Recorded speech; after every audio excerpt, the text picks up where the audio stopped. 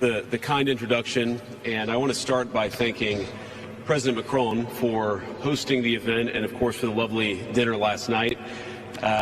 During the dinner, President Macron looked at me and asked if I would like to speak, and I said, Mr. President, I'm here for the good company and free wine, but I have to earn my keep today. And I, of course, want to thank Prime Minister Modi for being here and for co-hosting the summit, for all of you for participating. And I'm not here this morning to talk about AI safety, which was the title of the conference a couple of years ago. I'm here to talk about AI opportunity. When conferences like this convene to discuss a cutting-edge technology, oftentimes I think our response is to be too self-conscious, too risk-averse.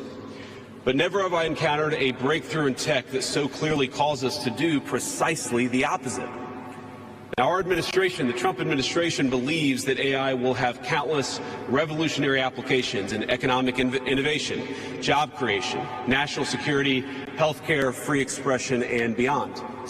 And to restrict its development now will not only unfairly benefit incumbents in the space, it would mean paralyzing one of the most promising technologies we have seen in generations.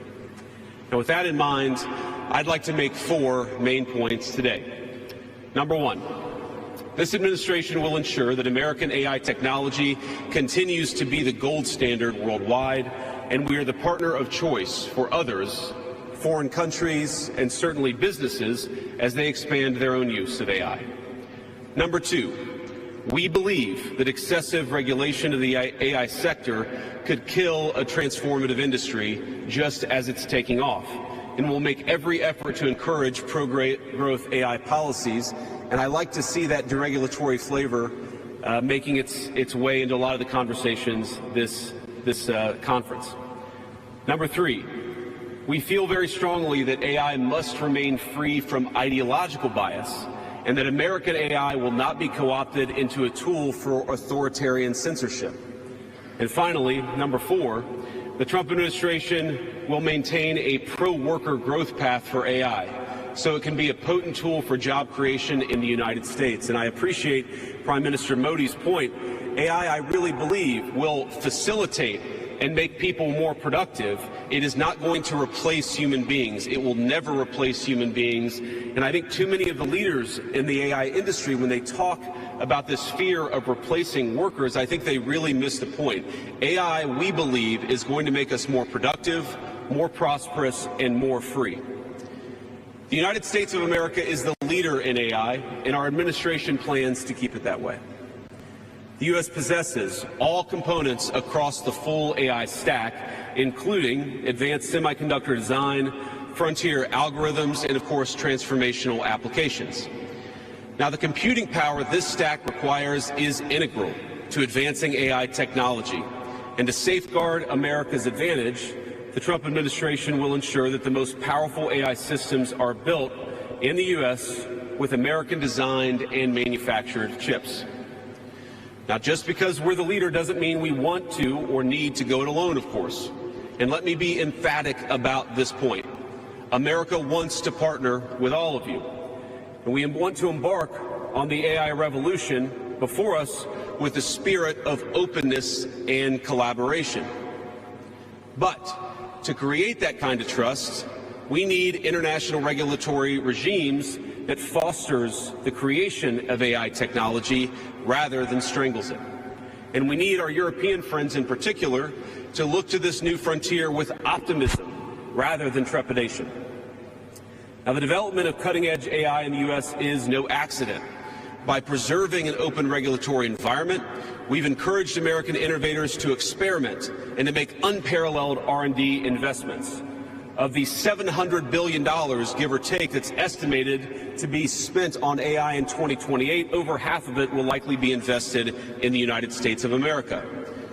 Now, this administration will not be the one to snuff out the startups and the grad students producing some of the most groundbreaking applications of artificial intelligence. Instead, our laws will keep big tech, little tech, and all other developers on a level playing field. Now, with the President's recent executive order on AI, we're developing an AI action plan that avoids an overly precautionary regulatory regime while ensuring that all Americans benefit from the technology and its transformative potential. Now, we invite your countries to work with us and to follow that model if it makes sense for your nations.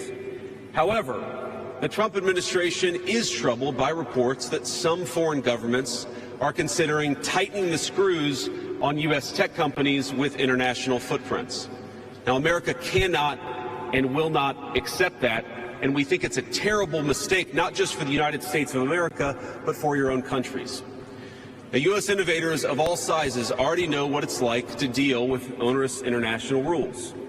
Many of our most productive tech companies are forced to deal with the EU's Digital Services Act and the massive regulations it created about taking down content and policing so-called misinformation. And of course, we want to ensure the internet is a safe place, but it is one thing to prevent a predator from preying on a child on the internet, and it is something quite different to prevent a grown man or woman from accessing an opinion that the government thinks is misinformation.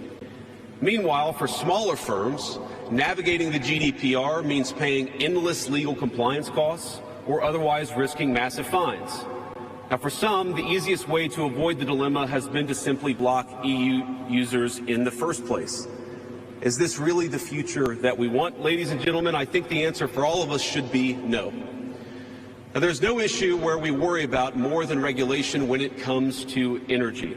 And again, I appreciated the comments of so many at the conference because they recognize that we stand now at the frontier of an AI industry that is hungry for reliable power and high-quality semiconductors.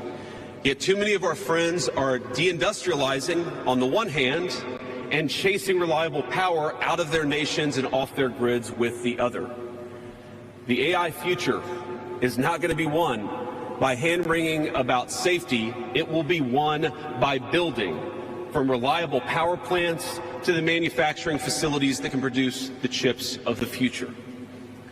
Now, at a personal level, what excites me most about AI is that it is grounded in the real and the physical economy. The success of the sector isn't just a matter of smart people sitting in front of a computer screen and coding. It depends on those who work with their hands. Even as robotics will change our factories, it will certainly make our healthcare providers better at treating diseases, but it will also depend on the data produced by those healthcare providers, by those doctors and nurses.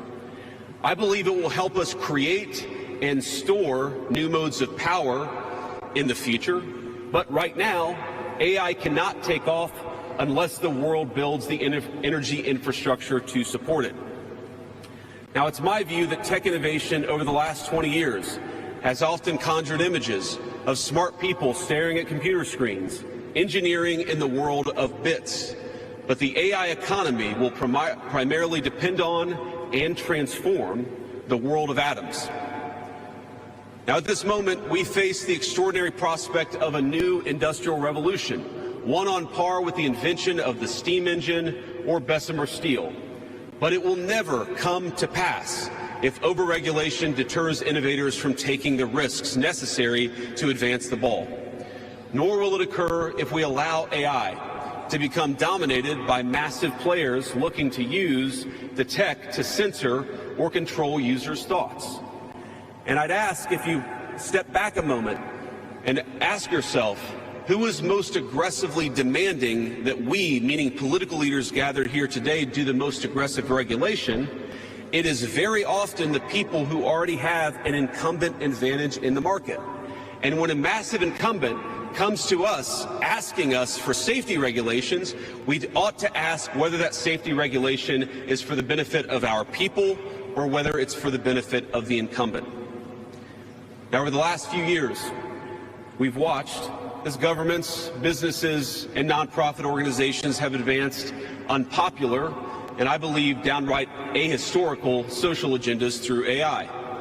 In the U.S., we had AI image generators trying to tell us that George Washington was black or that America's doughboys in World War I were in fact women. Now, we laugh at this now, and of course it was ridiculous, but we have to remember the lessons from that ridiculous moment. And what we take from it is that the Trump administration will ensure that AI systems developed in America are free from ideological bias and never restrict our citizens' right to free speech. We can trust our people to think, to consume information, to develop their own ideas, and to debate with one another in the open marketplace of ideas. Now, we've also watched as hostile foreign adversaries have weaponized AI software to rewrite history, surveil users, and censor speech. This is hardly new, of course.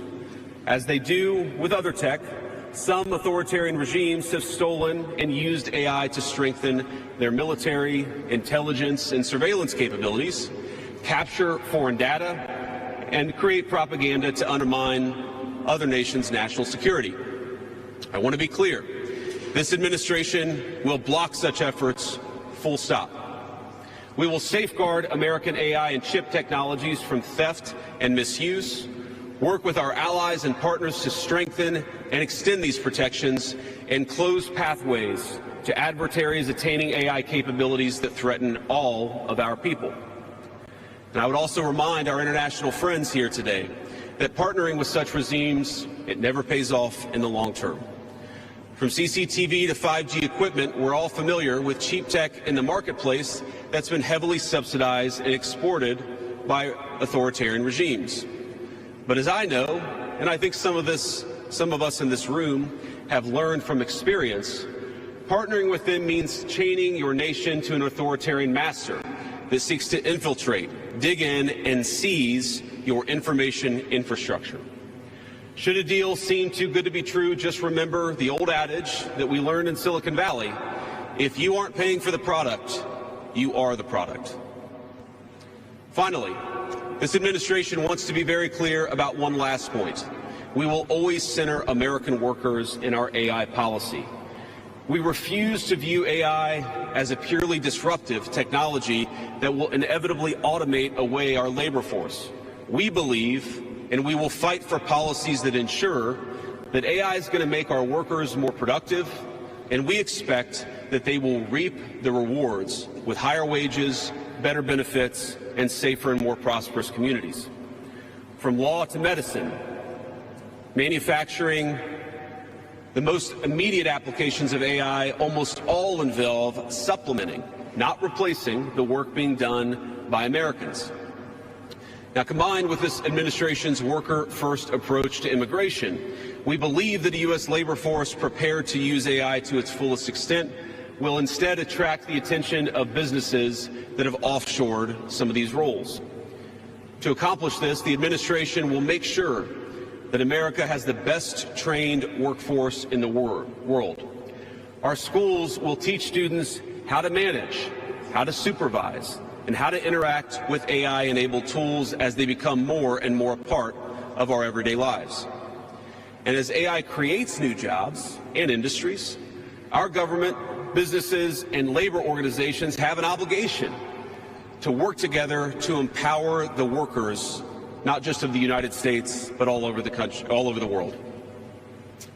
To that end, for all major AI policy decisions coming from the federal government, the Trump administration will guarantee American workers a seat at the table, and we're very proud of that. Now, I've taken up enough of your time, so I'd like to close with just a quick story.